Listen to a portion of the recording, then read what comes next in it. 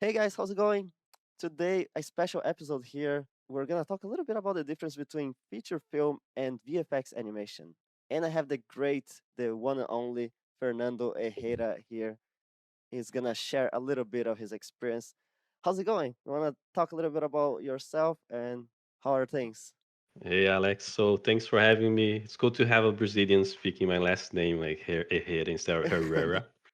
So that's Yeah, good to I see. feel the same. How is it for you? Like Alex Ferreira? Ferreira. Yeah, people always have a So hard time. it's Or very similar. So I think you Ferreira. have the same issues than me. Yeah. So cool, man. So it's very cool to be here. You do a great job on animation flow. So very happy to be here. So we can talk a little about that. Um, So just for people that don't know me, it's majority I think is I'm a senior animator at Weta. I previously worked at ILM, uh, Frame Stores, animation supervisor, NPC.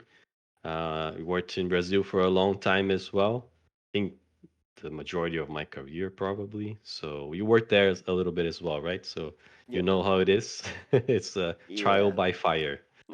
So I think what's cool about working in Brazil, I think, is that there are a lot of different type of media. So you get to work with pretty much everything. So I think I did almost everything when I was there, like TV, games, feature film. The only thing I didn't do, I think, was VFX.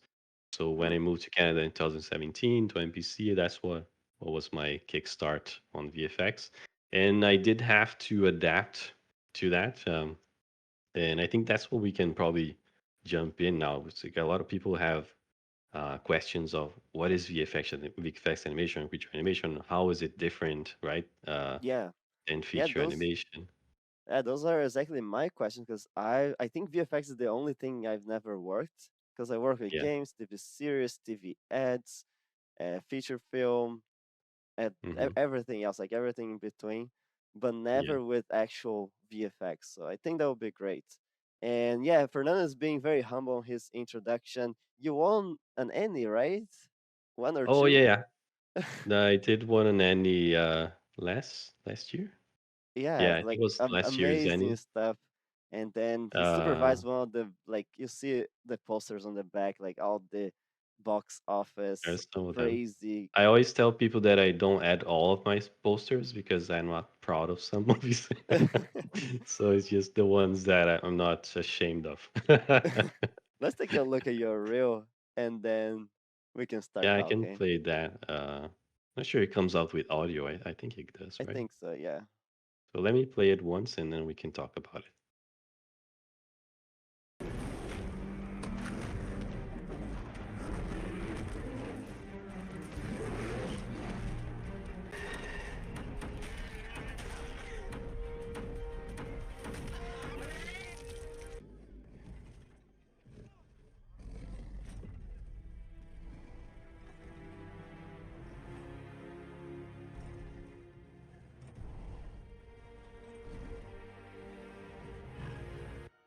That's who I am.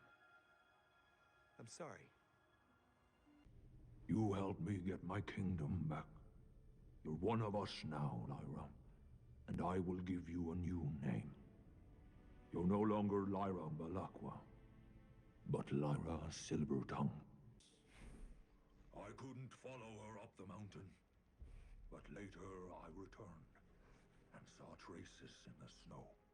She followed Ezreal through. It's a family name. Oh, don't listen to them. You saved our lives and we'll never forget you. Have a Merry Christmas. Are you sure you don't need my help? Oh, no, thank you. You've done more than enough. Look, we'll take it from here. Peppermint bark!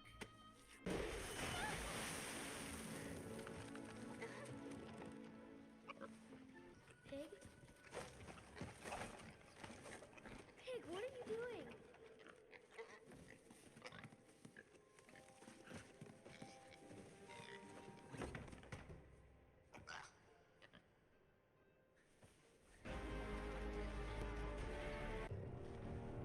Well, I am his demon. but you're just a human. Humans get animals. It makes sense for best to get humans, doesn't it?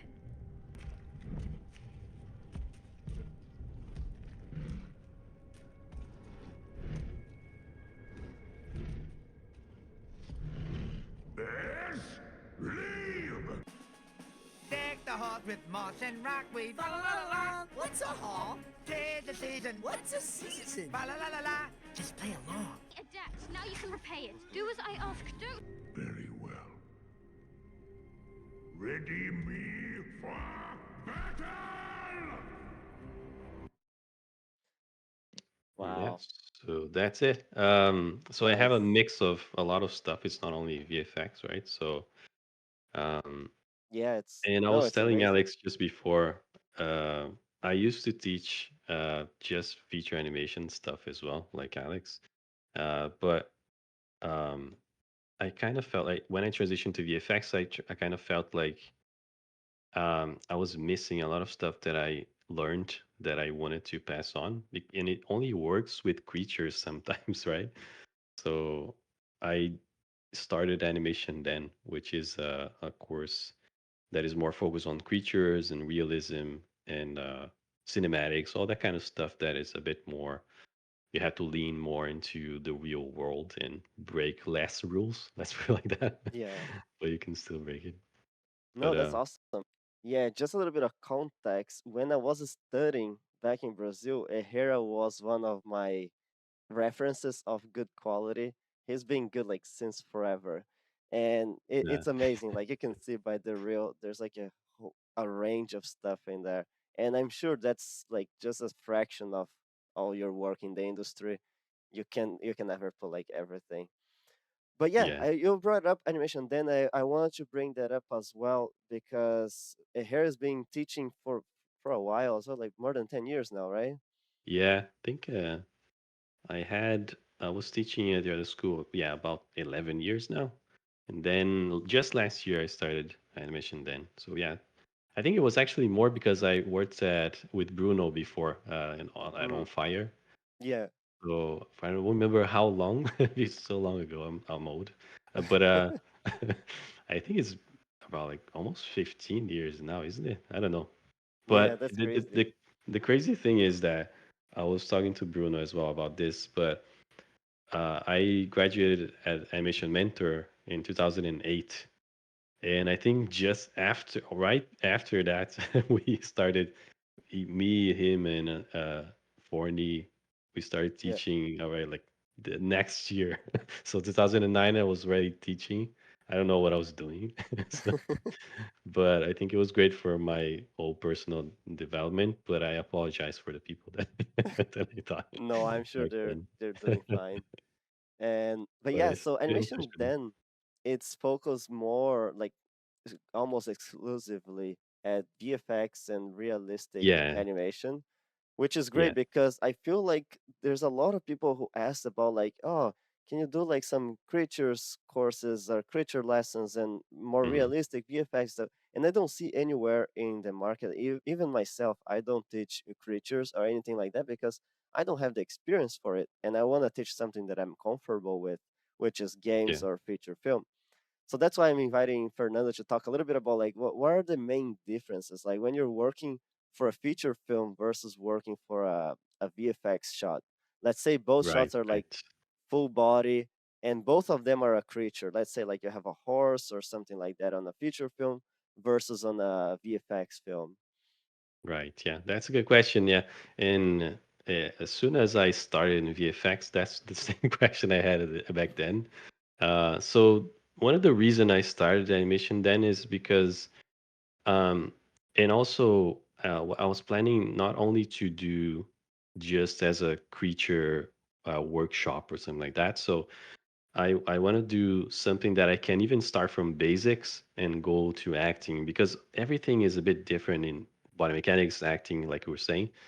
Uh, and also, some thought kind of crossed my mind that in pretty much any type of art, uh, we start sometimes by um, studying the real world, right? So, for example, if you're studying drawing, you probably go to figure drawing as well and try Yep. to learn the anatomy of all of that. And I feel like as animators, we sometimes focus too much on stylization, and some people, not everyone actually needs it, but I think some people, I feel like they need more the understanding of the anatomy and how the body actually works and what is actually behind what you were stylizing, you know? So uh, the whole idea of creating this course was to actually create something that I'm able to try to pass that knowledge as well. So that comes a bit more from creatures because we have to animate more realistically, but it bleeds a little bit into cinematics when you go a bit. The proportions are a bit more realistic, Yep. so that's it. So the main difference, I think, for me is um, I think the target that you have to hit is a lot smaller, right? Because, for example, if you're animating a human face, I was just doing that yesterday, actually. I don't know if I have it open. Yeah, I was animating MetaHuman. So I was trying to do a lip sync with this guy. I'll post that soon so you guys will be able to see. Yeah. So if you're animating something that is super realistic or the character itself feels more realistic in this proportion or design, it kind of asks you to animate in a different way. So I I one a good example for me is I remember Cloudy with the Chance of Meatballs 2, where there's that Yes. scientist that moves like spaghetti. Yeah. Yeah. Yeah. Which, and I think someone had to create that, how he moves, right? And just looking at that character, when he moves like that, it feels super correct, doesn't it? Yes. But I think there are like another like 100 ways you could animate him that it will still feel in character, I guess. It's just the choice that was took. Uh, but for example, the polar bear, I don't know if I would have the same range of performance that I could Yeah. with any other character, right? So in a way, it's it's a lot more, it's a lot easier to get it wrong because you have to hit the feeling that is real, even if Yeah. it's not. Like I think the biggest shot that everyone says, ah, I love this shot. I actually took a long time before I liked this shot because it was very hard to animate it. I had a some bad weekends thinking about it I can when I imagine was that's doing it. crazy. I was telling my friends that every Friday that I would go home while I was animating this shot, I would think about it the whole weekend because it takes a while before you're feeling safe with it, doesn't it? So Yeah. sometimes this shot will feel, ah, it's not gonna work. What do I do to it? So this shot, for example, the supervisor was Aulo. I don't know if you know him. He's also Brazilian. He was supervisor at Fame. He's the supervisor at Fame Store, and he was supervisor on this show. And he's a big jujitsu guy. He really loves jujitsu. Like, and Very just to Brazilian. disclaimer, not all Brazilians do jujitsu. It's just, even though it's called Brazilian jiu-jitsu. So definitely I don't. But yeah, So, he does. but So it does a lot. And but I used to watch a lot of UFC as well, so I kind of knew the moves from seeing them.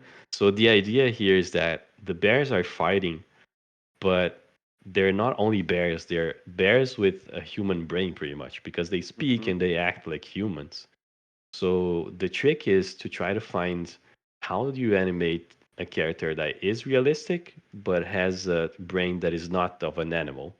yeah, So here, we did moves that are a bit more human, like pushing the groin, like jujitsu does, and the rest starts to be more animalistic and trying to kind of wrestle.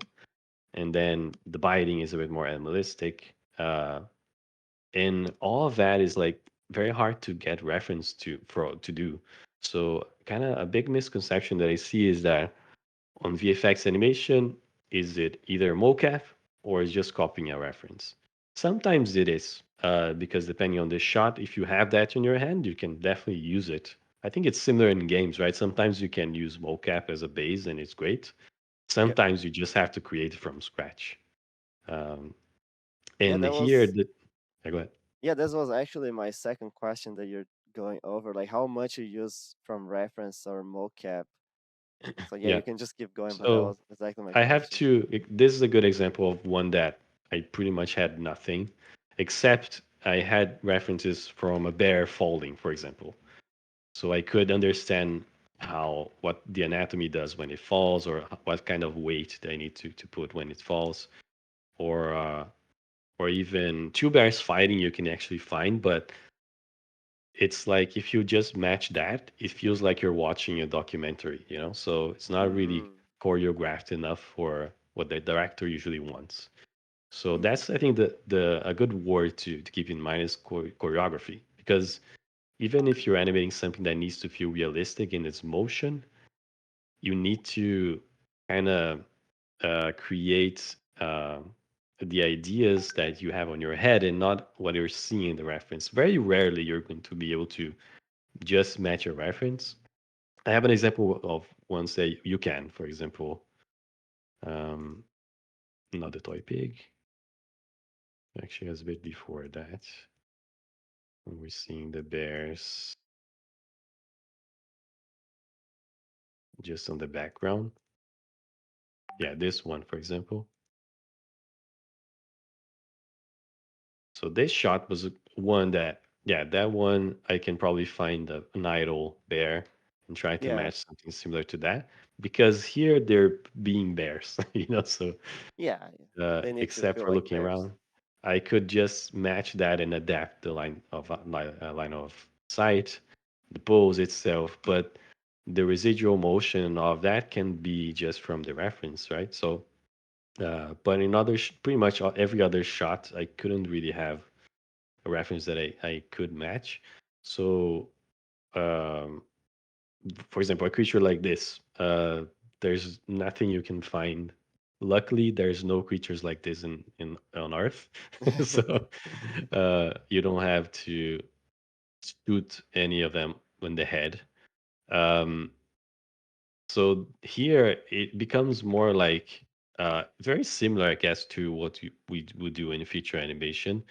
You would pose it in a way that it fits the character, then it's just about trying to do the timing and the weight that feels realistic, you know? So, well, one thing that I definitely keep in mind with the VFX animation is that uh, it has a lot more dirtiness than what we see in feature, right? So, um, I remember animating, for example, those Ice Age shots.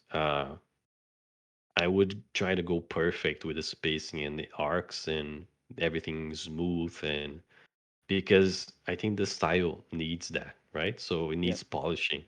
And here is even a creature like this, you see that it's pretty messy what's the stuff that is happening. And that's not to say that it doesn't need polishing. It's actually kind of the opposite. So sometimes you need to, I think the best way of working on this is you just polish as usual. It's going to be a bit smooth. And then you do an extra step to try to mess it up a little bit. But if you do that from blocking, let's say you're gonna block it in a dirty way, then you're kind of screwed because you have to. It's hard to know what to polish then because Yeah. it's everything is kind of messy.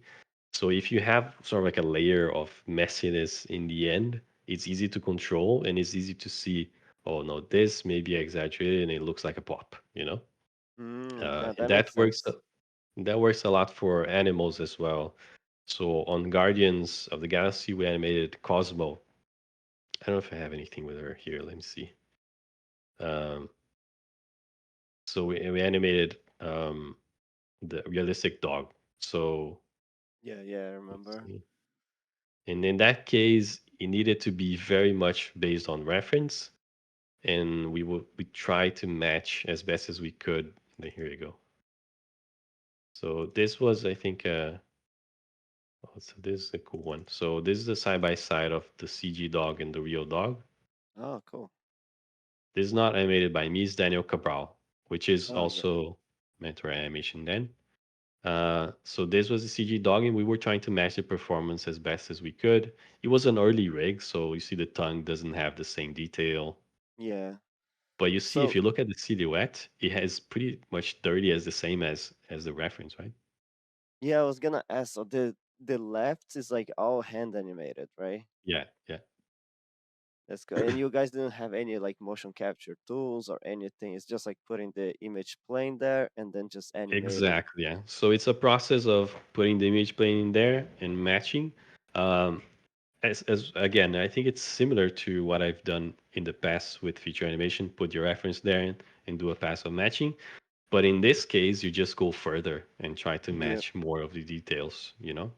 Um, and in the case of the bear, for example, on the acting shot, I could do a reference of myself speaking and try to adapt that, for Yeah. example. Yeah. Like Then I would yeah. have bear references to try to understand how he moves. But it's pretty much on the planning, I guess. If you plan it the right way, you know what to do instead of just opening Maya and trying to find out, right? Yeah. It's As always usual. yeah, as usual. What I keep telling them, like I spend a lot of my time not in Maya before starting because the plan is Exactly. important. Yeah. Pre-production is super important. Knowing what you're gonna do is like Yeah. huge. It's totally true. And I would even go an extra step after that. Even after planning, um, there's a very slow process that I think for me, even on creature animation.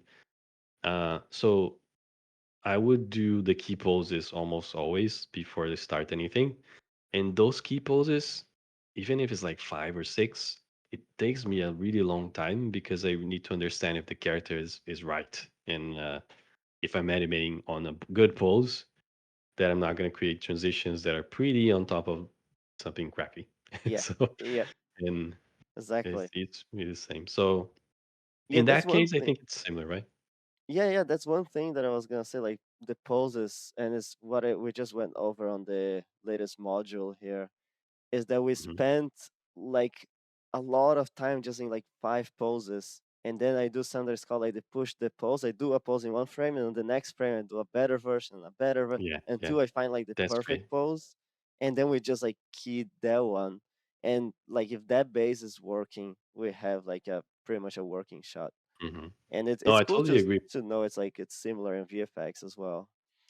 No, I agree with that, and that's a very good point. I think our brain works in a way that is easier for us to tell comparing two versions to know which one is best than just seeing one and trying to figure out what to improve, isn't it?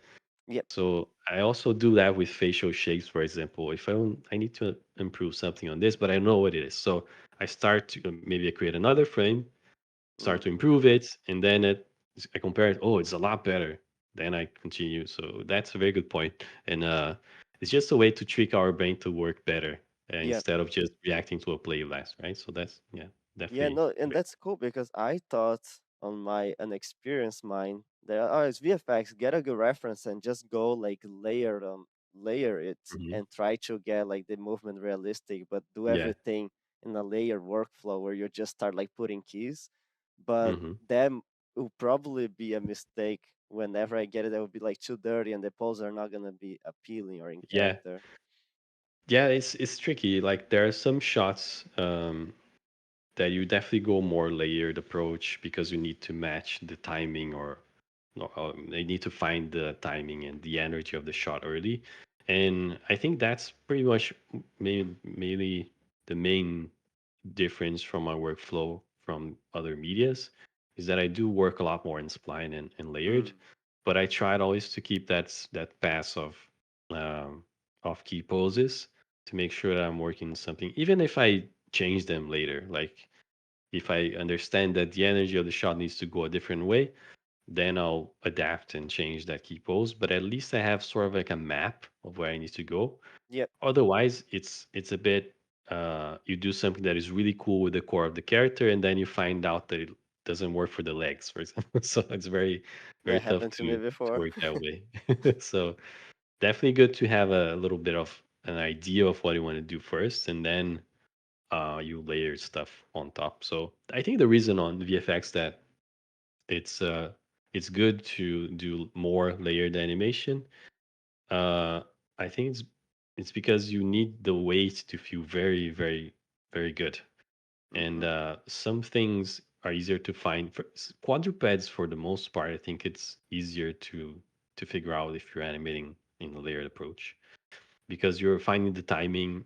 and then you there's a lot of stuff happening to the legs on quadrupeds. So definitely a good base, I think, for you to have to if you have a pass like that. So on for example, I have let me go back to that acting shot there.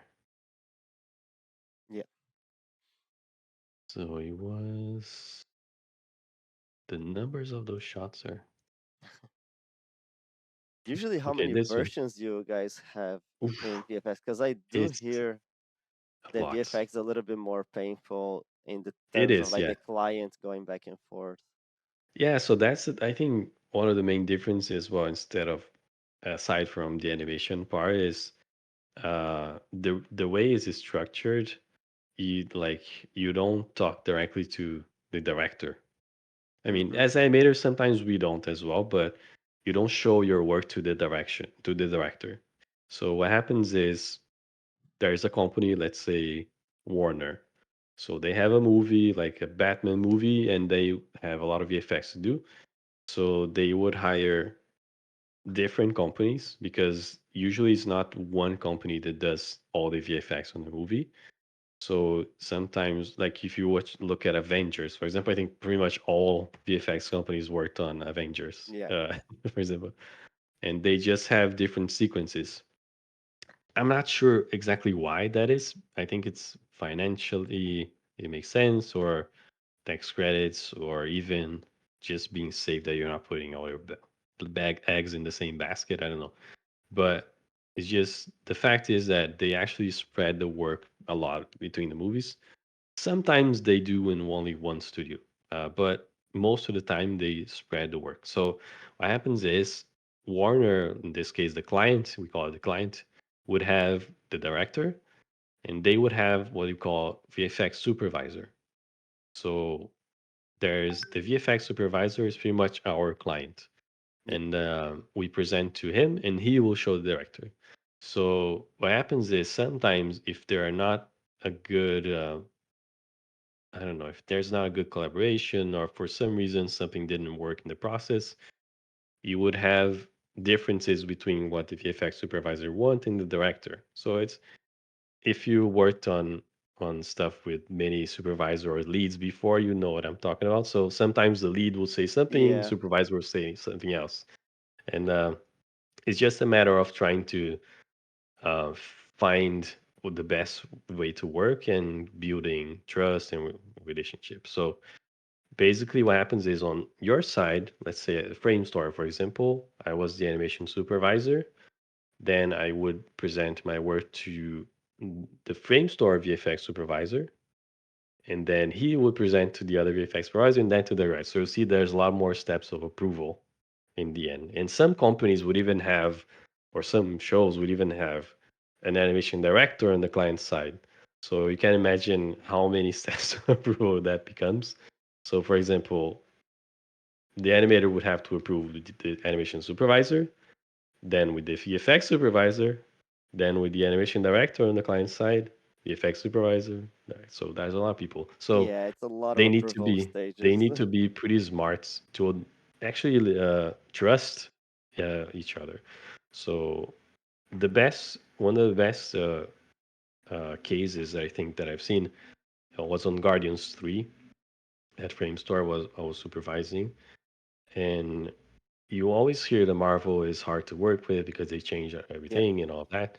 But in that case, it worked very smoothly because it was James Gunn and he already trusted a lot his VFX supervisor and he trusted Framestore a lot. So and my VFX supervisor trusts me a lot as well. So pretty much everything that I approved in animation, the VFX supervisor would just take a look to make sure it was all good. But almost all the time, you would go straight to the client, and the VFX supervisor, the client side, would also know exactly what James Gunn wanted as well because he worked with him for a long time. So it was very easy to work in that way, and if it didn't feel like it was many steps of approval, right? So it's just a Nice. matter of um, Yeah. being professional is just It's the like right that word. in So feature film as well. sometimes it is right. You have too many steps of approval. Yeah, People like are not some leads are not agree. aligned with supervisor, and then the director is a complete different thing. They don't have experience with feature films, so they want to see something more complete. And then when Yeah. they see, it's like, no, that's not what I was imagining. And also, yeah, yeah, Hollywood as a whole is a big mess, isn't it? Yeah, It's a big it mess. is. And I think the only difference is that I think it happens more often in VFX that the show becomes messy because depending on the company that you're working on, they're not on top of everything, or sometimes the client is new, or I don't know. There are a bunch of different reasons, and I think there's also something that we can't underestimate. I don't know if you agree with that, but for example, if you go watch Bad Guys, for example, people are not overly critic about it, right? So it's a great movie, but you're not gonna have haters, right? So you're not gonna have uh, studios are a lot more scared of not pleasing their audience than I think on feature film. Yeah, So definitely the financial result makes a big difference because even on feature they really have to make a lot of money, but very rarely they will have some haters speaking. I think Uh, games has more of that. You release a Games has a game, lot of that, exactly. So it's and higher stakes. I think you understand now. yeah, yeah, yeah. So I think because of that, people are a lot more on their uh, thin skin, and they're really scared of not hitting what the audience needs. So they do a lot of screenings and try to understand if the audience loved it, and they overreact to some things. So that's why I think it starts to become a bit messy. But in the other hand, is you're working on something that has higher expectations in a way as well. It's not better because I think the work in feature is incredible, and it's probably artistically one of the best that you can see in animation. But um, I think that stakes are a bit lower. That uh, they they kind of feel more confident if it's gonna work early than Yeah, not. no, makes Uh, sense. Uh, but in a way, I think that's pretty much it. um, oh, but anyway, I think I changed the subject along the way. I was just finished about uh, the workflow on this guy, for example. We were talking about layered animation, and I think this is one of the best examples that I could have. I think for how my workflow changed when I was working in VFX is this shot, for example. Let's say it's what 330 frames, which is pretty long. Uh, yeah. but a shot like this, if you do, for example, I animated the head first. So I had my reference and I understood whatever I wanted to do with the acting first, planning and all of that. In this case, I didn't feel like I needed to do the key poses because there's only one pose if you look at it, right? He's just sitting and then he kind of works inside of that same pose and acts inside of the same pose. So what I did a pass of animating the head, sort of matching the reference, but with more weight and with a timing that fits the bear. And then I started to connect everything to that. So neck and chest and shoulder. Uh, and then I got a blocking of this really quickly because of that, because I didn't have to Mm, take care of the spacing or anything because I was already working with the graph editor on my side, already trying to fix whatever I did. And if you're working with the head first, it's just one controller. So it's very quick to do. If you do a yeah. pass on the head pretty much in 40 minutes, you can do a pass on the head. And then you start to feel if it's working or not very, very early. And then the face, whenever the body is already in place, it starts to be easy to add and layer in the face. And you do the jaw first if you want. Then you add the corners, then the eyebrows, and then once you have the structure of the lip sync and everything worked, you start to layer and delay stuff and offset things so it looks more fleshy and organic. Yeah. And you get the result. I think I got a very good pass on this in a day and a half, I guess. So I would never be able Oh, to do that's that in my previous workflow. And the good thing about that is that it feels like it's smooth enough that you can change your mind a lot. And it feels like the client can change their mind a lot. So if they change their mind, you're not losing a week, let's say, you know. Yeah, yeah, So yeah. No, it makes partly, I sense. think that's way it makes a bit easier to work that way. Uh, Let me put the audio again, Sid, just so everyone sees. you helped me get my kingdom back. You're one of us now, Lyra, and I will give you a new name. You're no longer Lyra Balakwa, but Lyra Sid. Yeah, so that was It very fun. still I looks I very love to organic. animate. Yeah, it's pretty much on the face. Whenever you have your jaw working, for example, I would use it as a master spline to propagate to every other controller on the face.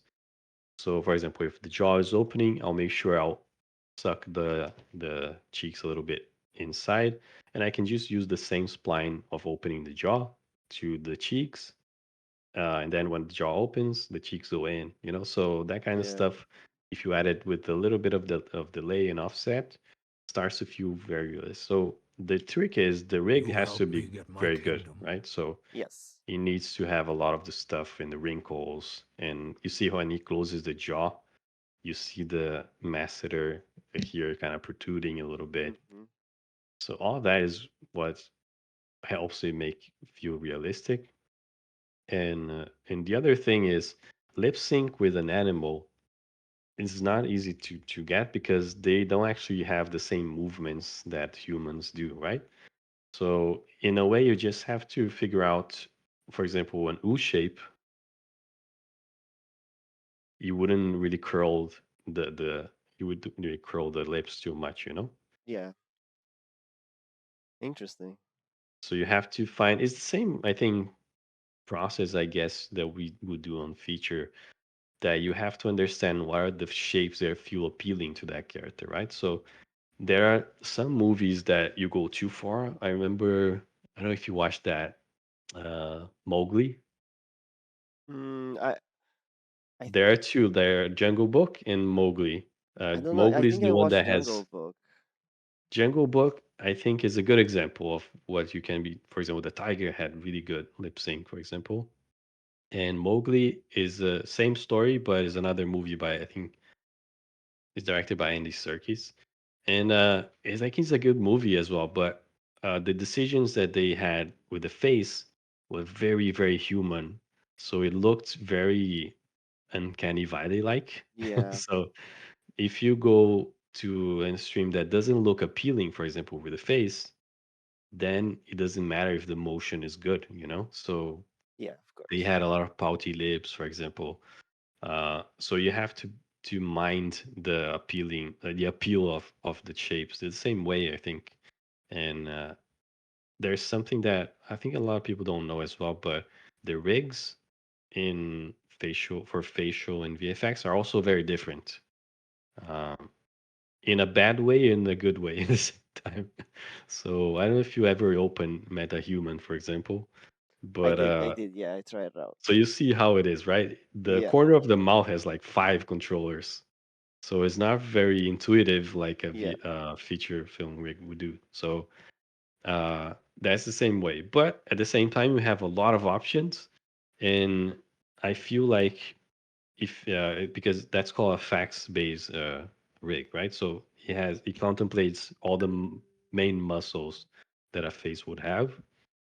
And because of that, you have full control over any micro expression a character would do. And when you stylize it a bit more for a feature film, for example, some of those stuff go away. So Yep. that's why I think sometimes if you try to match your reference with a feature character, it's very hard because they don't actually do the same thing, right? They're more stylized because they're more graphical in the way, and it's just it's almost like a pitfall that is easy to oversimplify a face of a cartoony character if you don't fully think about it, because they don't give you the muscles, right, of the face.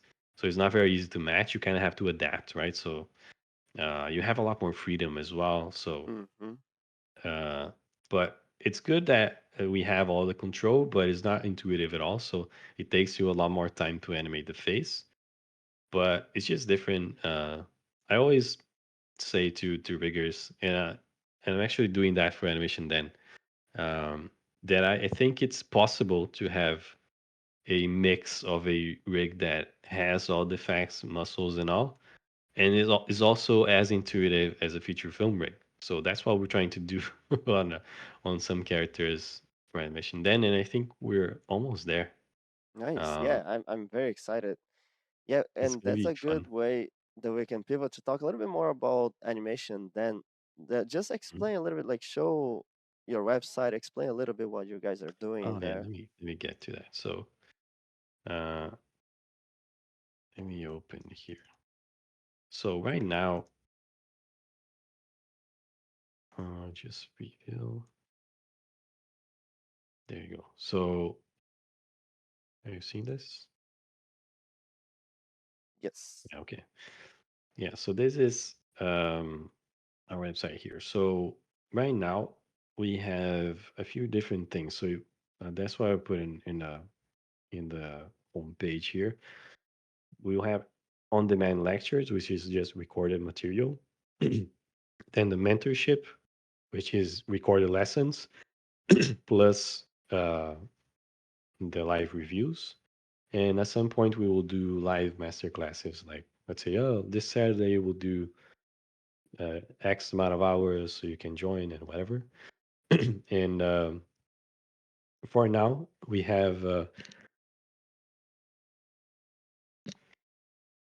Sorry about that. So now, right now, we have the creature crash course. So I create this because it's pretty much a summary of everything else I wanted to do. So it involves a little bit of the basics, the body mechanics, and the acting aspects. So I tried to cram in everything that I felt was important for someone to learn creature animation, but it's uh, like the amount of like 12 weeks, so it's not super complete. But at the same time, if you're already an animator, I think it will be easy for you to make the connections, you know, and understand uh, how to approach something. And I'm also separating a few of the lessons. For example, this is one of the lectures that are inside the creature course. So it's the werewolf stomp animation. I think I have it here. Nice. Let me show you. It's a very quick one.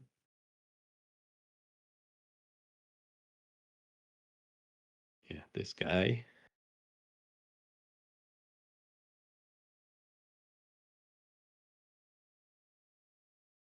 So I pretty much nowadays everything I'm animating, I'm always recording my screen.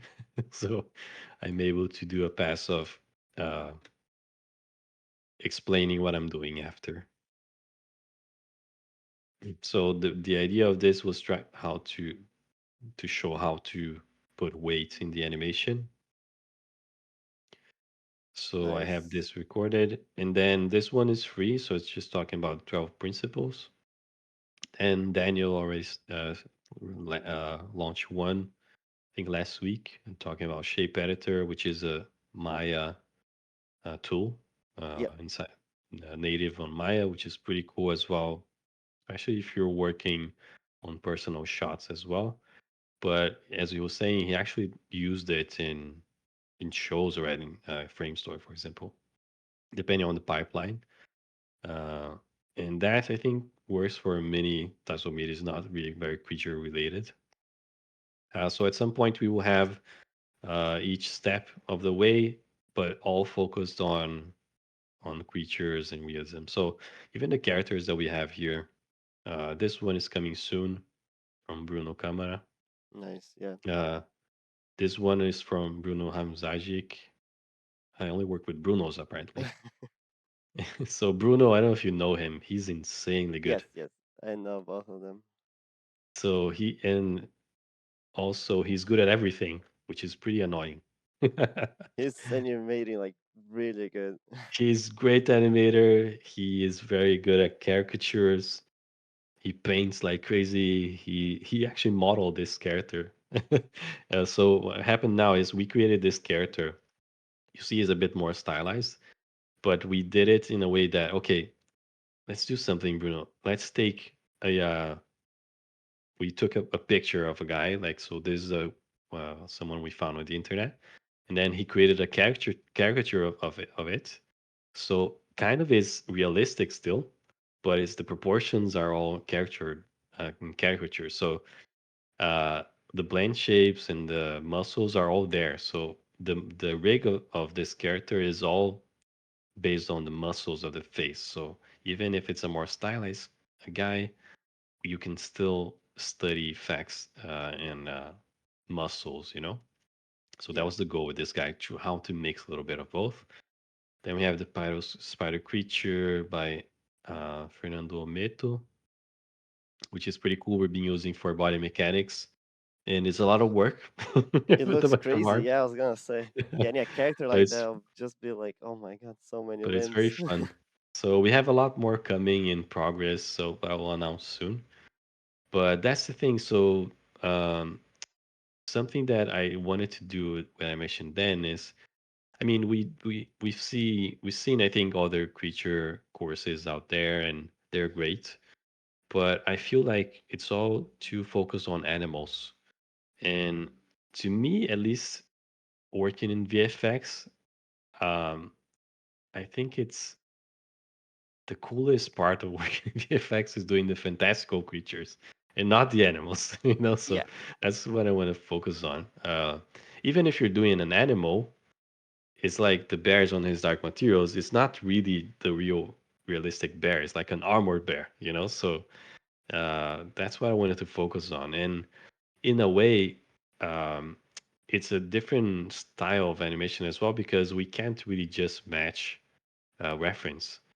We have to understand how to craft an animation from scratch, even if you don't have a reference to follow one to one. And that's, I think, the biggest sort of thing that people could get from this course overall, that I had to learn how to animate something, even if you don't have a reference to follow. You have supporting references, but you don't have something to match one to one, right? And yeah. you still have to make it feel realistic in a way. No, that's very interesting. No, really cool. So that's Daniel. That's Bruno. Bastard, he's good at everything. Yeah. No, that's really cool. Yeah. And yeah, we can start closing it off with, I want to ask you the three Mhm. tips for making like good VFX animation. I know it's gonna share with like regular animation, but like the three Mhm. most common things that you'll notice, like, oh, Ah, this okay. gonna make a good VFX shot versus Cool. I like think I have just a good answer for that. Um, so that's the part of that 12-ish principles. And I created one for 12 principles of creature animation because I added a few, and I think it's exactly three or four.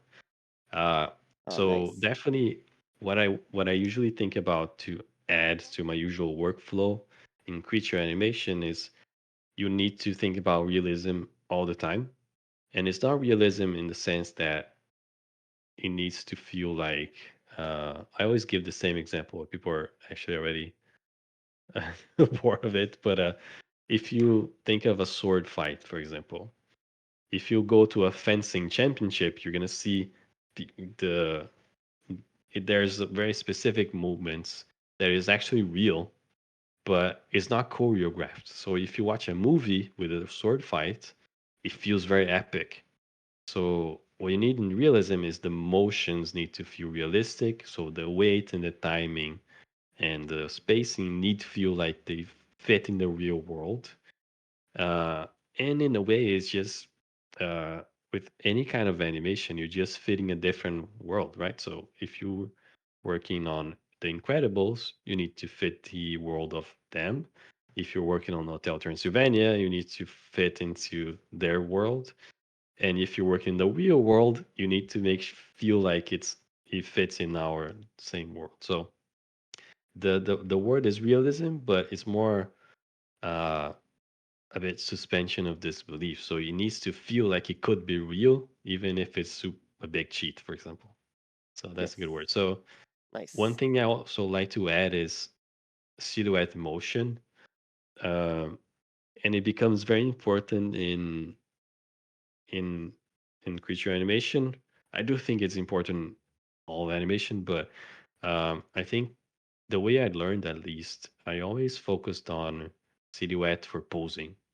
And I started to learn that need to keep an eye on the silhouette all the time for emotion, for example, for keep alive and residuals, to make it feel like the character is alive. You need to, or for example, if you're creating something that you need to show contrast, you need to show the contrast on the motion of that silhouette sometimes, instead of just thinking about how that pose works standalone, you know?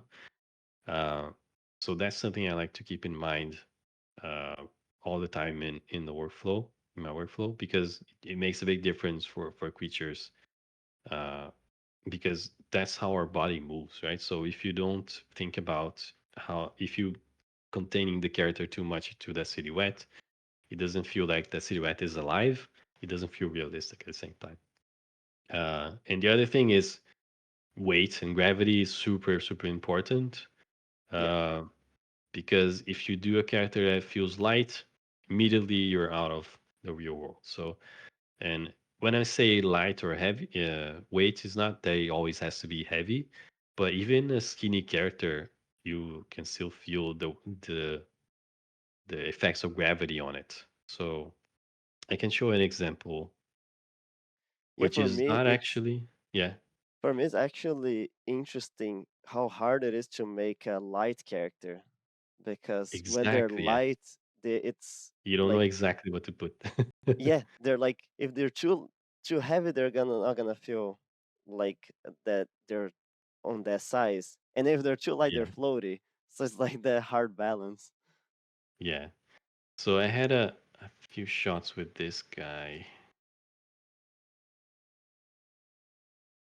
Yeah, so he's a skinny guy. So this is was from Sith.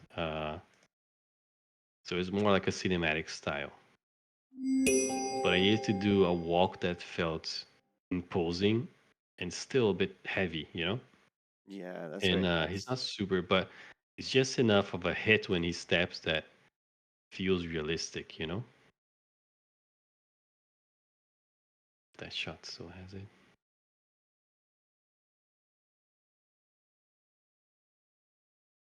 So even a small step like this, you can still feel a bit of weight. So that's just an example, but in VFX, that becomes a lot more important in the end.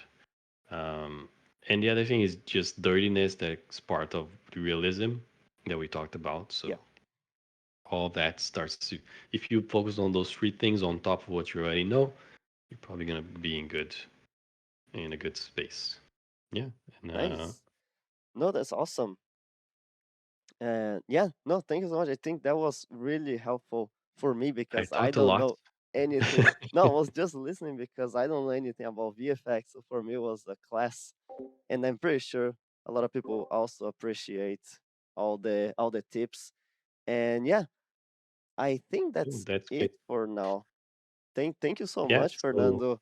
And I'll keep an eye on like all the animation then stuff. We can probably do something together as well sometime in for the sure, future. man. Yeah, We're gonna have a lot of let's we'll keep talking about it. And as I said, I have a lot to learn from you as well. I think from your experience and all the great studios you worked on. So I'm always following your work as well, and you're doing great stuff at Animation Flow. So congrats as well, and let's keep in touch. Really like that rig, by the way, Miara. oh yeah, it's just fun. Feels Yeah, super appealing, and I've seen already some animators doing some great stuff with it. it's gonna be So fun. that's what I want to do as well. So I really want to see those animation den characters come That alive with that's the some other best people. part when you see the students getting the character and making cool stuff. Yeah. Well, awesome. Yeah, Cool, man. I think that's it, guys. Let me know if you have any questions for Fernando. He's gonna answer some questions later on, and I will put Yeah. him on our Discord. Yeah. If you guys have any questions, wanna add me, I think my Instagram is. Let me see if I remember the handle. I can put on the screen Yeah, you can put it now. later. Yeah, Yeah, yeah. after We animation. just put So like if you guys have your any outro questions, just screen. Yeah, shoot me a message there, and I can awesome. try to answer. All right. Thank you so much. Thanks a lot, Congrats Alex. again with for all that you're doing, and yeah, keep it going. All right. Talk to you soon, man. See you.